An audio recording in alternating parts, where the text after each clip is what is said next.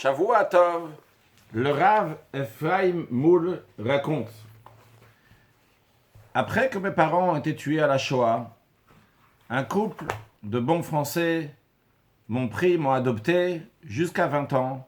J'ai été éduqué comme un bon citoyen français. Je ne connaissais rien du tout du judaïsme. Jusqu'à qu'à 20 ans, je suis parti en Israël, dans un kibbutz religieux, Sde Eliyahu, à Beth Shean, et c'est là-bas que j'ai commencé à connaître le judaïsme. J'ai connu aussi la profondeur de la Torah, la Chassidut, le Tanya du Admour Hazaken, qui m'a beaucoup touché.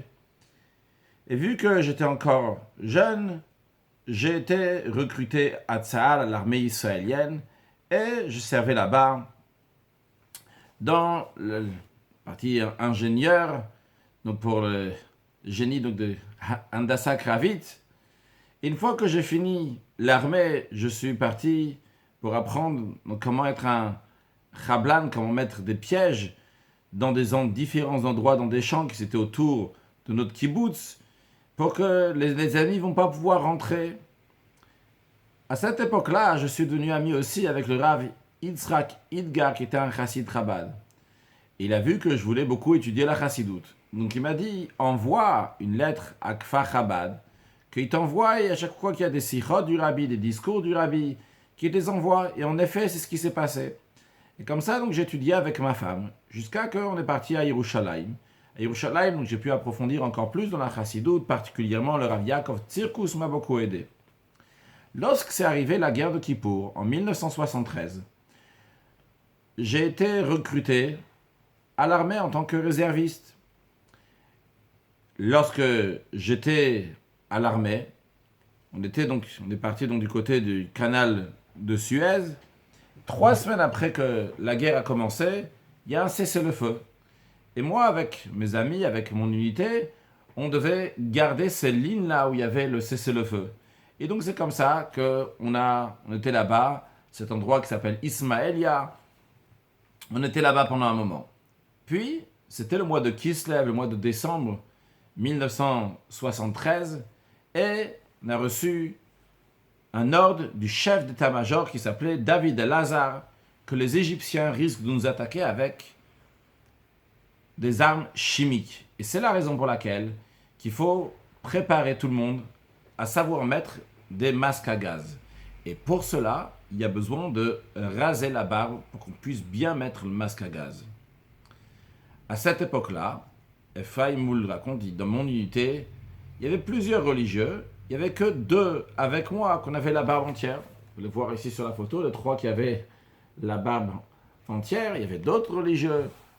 Et les autres religieux leur ont dit, vous savez, on peut couper la barbe avec des rasoirs qui ne sont pas juste avec une seule lame, c'est comme des ciseaux, la Torah l'interdit tard, donc une lame, pas ci et ça, etc.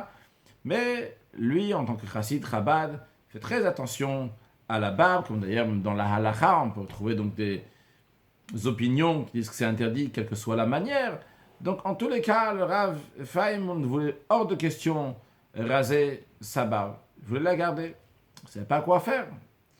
Mais c'était sûr qu'il allait la garder. Il est parti dans la tente où se trouvaient les officiers. Là-bas, il est parti voir le major, le chef des officiers, et qui s'occupait de leur unité. Et il leur a dit, il s'appelait Shimon Yekutiel. C'était pas quelqu'un de religieux, mais il appréciait beaucoup ces 3-là parce qu'il a vu qu'ils ne cherchaient pas, pour des raisons religieuses, à ne pas travailler ou à ne pas faire quelque chose ou quoi que ce soit. Donc, il est parti et il leur a dit, écoute, je sais qu'il y a un ordre du chef d'état-major, mais moi, je ne peux pas enlever ma barbe. Tu connais l'histoire de Shimshon de Samson, une fois qu'il a perdu ses cheveux, il se sentait faible. Moi, je me sentirais comme un rien du tout. Si j'ai plus ma barbe, je ne me sentirais pas un soldat. Et il dit, qu'est-ce qu'on peut faire? C'est le chef d'état-major, il a dit, il faut raser. Alors, Rav Ephraim lui a dit, tu as entendu parler du Rabbi Lubavitch? Il lui a dit oui. Il a dit, si tu es d'accord, ce qu'on va faire, c'est qu'on va lui écrire. On va lui demander, est-ce qu'une situation de pikuach nefesh, un danger de mort, vraiment, est-ce qu'il faut le faire ou pas? Et qu'est-ce qu'il va nous dire? On fera. Ok, il a été d'accord. Alors il a écrit une lettre qu'il a envoyée à Tseir et Agudat Chabad, donc un groupe de jeunes Chabad, ça s'appelle. Il y avait le Rav Yosef Donc il a écrit pour qu'il envoie la lettre au Rabbi. Il y avait un dans l'unité, dans la base militaire, il y avait un officier qui, sa femme, a accouché, donc il a fait passer la lettre par lui. Et 2 jours plus tard, lorsqu'il était en garde pendant la nuit, il reçoit un message que sa femme a demandé qu'il rappelle. Donc il rappelle sa femme. Sa femme lui dit voilà, il y a eu une réponse du rabbi. Le secrétaire m'a dicté la réponse. La réponse est que les Égyptiens ne vont pas attaquer avec des armes chimiques. La réponse du rabbi. Le rabbi dit pas ça, il dit Barour Shelotiyad Kafal Galim. C'est sûr et certain. On peut voir ici donc, la réponse comme elle a été écrite donc, à l'époque. Ici en Tafshin Lamed Dalet en 1973. Ça date de Yud Aleph Kislev, du 11 Kislev. Donc, première des choses, il est clair que les Égyptiens ne vont pas attaquer avec des armes chimiques. Deuxièmement, le rabbi dit, un soldat peut très bien mettre une masque à gaz avec sa barbe. Ceux qui disent qu'il ne peut pas mettre avec la barbe, c'est tout simplement ils ne savent pas de quoi ils parlent, ou bien parce qu'ils ne sont pas rentrés dans la profondeur du problème parce qu'ils n'en ont rien à faire.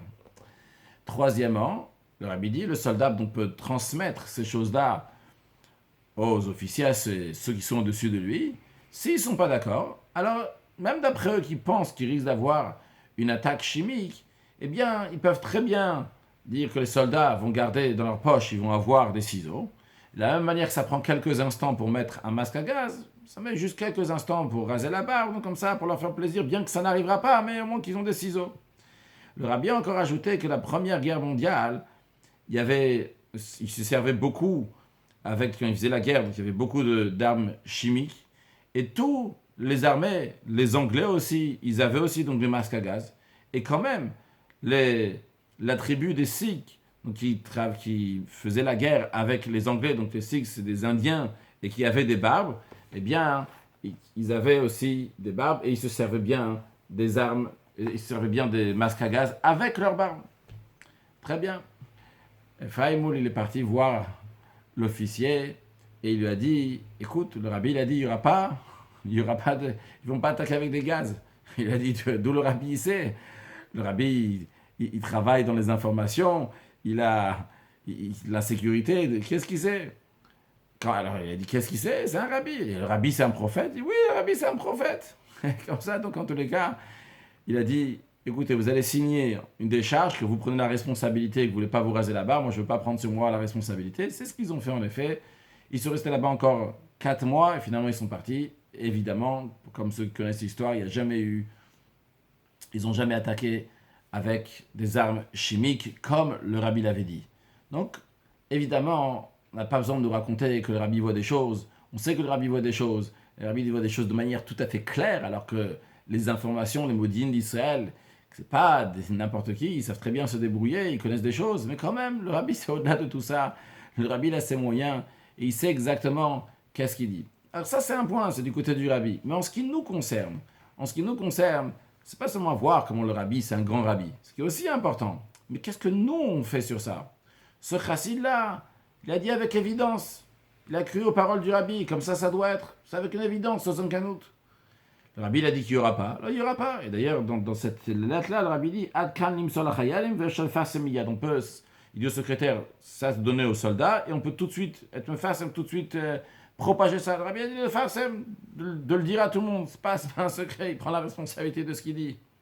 Mais en ce qui nous concerne, ce qui concerne ce chassid, il a agi dans ce sens-là. Ce qu'il a fait, vrai, il a dit à sa femme de lui envoyer des ciseaux, 3 paires de ciseaux pour calmer les esprits. Mais concrètement, il a eu la émouna, la foi dans les paroles du rabbi.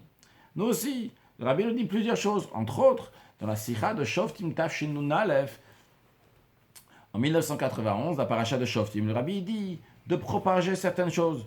Le rabbi dit de propager chez soi-même et à toutes les personnes qu'on doit recevoir sur soi, on doit prendre sur soi les enseignements, les conseils du juge et du conseiller de notre génération. C'est les rabbanim en général, et particulièrement Nessi de Reino, le chef de la génération, qui vient à la suite des rabbis d'avant, qui est le rabbi de la génération, c'est le juge de la génération, le conseiller de la génération, le prophète de la génération. Et plus tard dans la sikha, le rabbi continue. Tout ça, c'est dans le chapitre 11 de la sikha. Le rabbi dit dans l'enseignement de tout ça qu'il faut propager à tous les gens de la génération qu'on a mérité que Dieu, il a choisi, il a nommé un Baal Bechira, quelqu'un qui a le libre arbitre, c'est-à-dire un être humain, que cet être humain-là, il est sans aucune commune mesure avec les gens de la génération, bien au-delà d'eux, que cette personne-là va être le juge, le conseiller, le prophète de la génération, qui va montrer les enseignements et donner des conseils en ce qui concerne donc, le travail de tous les juifs et tous les gens de la génération. Tous les gens, c'est même les êtres humains, donc les pas juifs, dans tous les sujets de Torah Mitzvot, en ce qui concerne donc, dans la vie quotidienne et comment ils doivent se comporter. Jusqu'à la prophétie essentielle, la prophétie que la Alter le Geoula, que la Geoula, elle arrive tout de suite, la délivrance. Tekef ou miyad mamash hinez Mashiach, que tout de suite Mashiach il arrive. Dans la note 117, 116 de Rabbi dit que cette prophétie n'est pas en tant que Chacham et Shofet, pas en tant qu'un sage, un juge, mais en tant que prophète. En tant que prophète, donc c'est une évidence. Rabbi ramène le Mamar et Admorazakan Aktsari, dans lequel s'expliquait là-bas que lorsque c'est un Chacham, un sage, il peut voir des choses dans les mondes spirituels, mais après, il peut y avoir un changement dans cela. Parce que quand ça va descendre après de niveau en niveau, eh bien quand ça arrive dans ce monde-là, c'est pas la même chose. Mais quand c'est le Navi, c'est le prophète, eh bien à ce moment-là, c'est sûr et certain que les choses arrivent exactement comme ça. Donc, on a la Nevoua, Ikarit, la prophétie essentielle. Sous-entendu qu'il y a d'autres prophéties du Rabbi aussi, mais ça, c'est des prophéties essentielles. Que le Alter, le Geoula, et Tekefumiyad Mamash, que tout de suite, Hinez et Mashiach, Mashiach, il vient tout de suite, et dans les derniers instants de l'exil, qu'Akadosh Baruch Hu donne à chacun, chacune, une excellente santé, une bonne vie avec une bonne parnassa, que de la joie et du bonheur, qu'on puisse accueillir Mashiach avec une excellente santé. Shavua Tov.